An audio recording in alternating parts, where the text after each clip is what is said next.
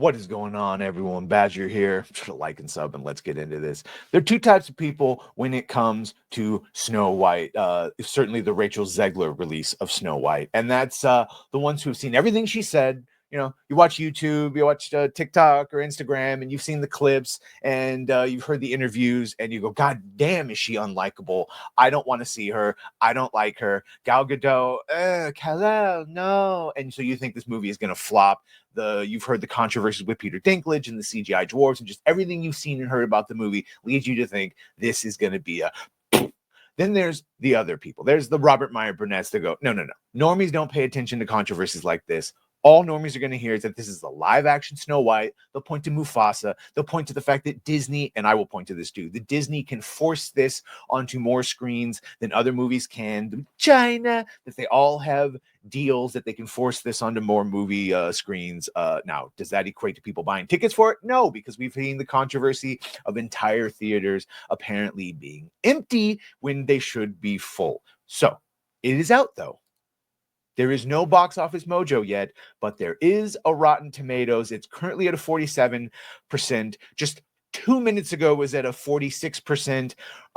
It's going up and down like this, and we're going to see it. We had some very positive early reactions, which were very clearly all had the same tone of Rachel Zegler is amazing, and it was the best live action ever, and Gal Gadot was basically Free Palestine chick was good, and that the Israel chick was bad. That was the more or less what everyone was saying in those early ones. But now that the review embargo has dropped and people can actually say what they thought, and by the way, Chris Gore-Elending saw it. Not good. Not going to be a Wicked where even though the actresses are unlikable, the music and acting and all that makes you stay. No. At the time of this article it was written, they're citing 49%, but like I said, 47. And here, I'll hit refresh just in case. And at the end, it went right down to 46. I'm not kidding when I said this thing is yo-yoing back and forth. So here we go. Here's some of the reviews that we're getting on Rotten Tomatoes. Here from the Boston Globe. I had high hopes that Snow White would make me happy. Instead, this dopey remake made me sleepy and grumpy.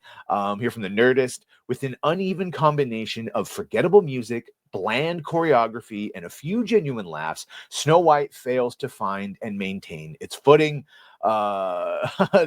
This is a film that tries very hard to not take risks or even acknowledge that risks exist.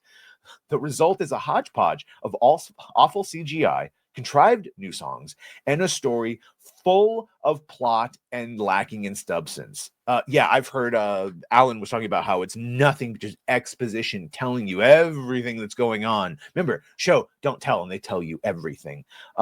This reimagining of a story everyone knows lacks imagination, essentially translating a solid text with the least possible creativity and depth. Most lukewarm positive reviews are boiling down to, well, it's not the worst thing that I've seen, because that is the state of modern media. Here are the positive reviews, but people are positive. And remember, keep this in mind. Rachel Zegler was so unlikable, and forget all the press tours that they had to keep her from. She was so unlikable that they apparently cut heavily around her and had to add in more scenes with the younger actress, further leading to the disjointed conundrum that they found themselves in. So Bob Chipman here saying a slight but agreeable adaptation that is in its best moments offers similar charms to a well-mounted theme park parade. Or maybe Disney on Ice. Yeah, that's not good enough for kids. That's the state we're in. Good enough for kids. It's not quite the fairest of them all, but hardly a poisonous apple either. Ugh. And here, last and finally, it isn't great. It isn't terrible. It's just fair. Yeah. And there we can see that's a far cry, yes, from the praise that we got originally. Yes, one of the reviewers calling it sumptuous. Apparently anything but. Now we wait. Season critics here again pointing out its hollow storytelling, uninspired visuals, and a lack of creative spark. And again, what Alan and Chris said, just not good. The music is not good. Performances are not good. Gal Gadot is like sing-songy. She doesn't actually sing. She speaks. I don't know. Either way, not going to be for me. Clearly, I'm not taking the bullet on this one. Let me know what are you going to go watch Snow White? This seems to be a solid wait for streaming, and then probably not watch it then. They're going to lose all the money with this. Very interested to see what its opening weekend will be. I believe Irwin and Gooch have a bet that it needs to make at least 500 million, or it might be 400 million. Either way, I'm questioning. We'll see.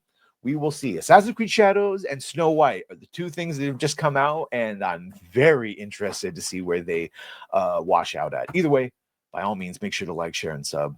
If you have done that, thank you. If you're going to do that, thank you. We are oh so close. We're just about 1,300 away from 10,000 subs. So if you have not earned your sub yet, by all means, please consider it for today. Well,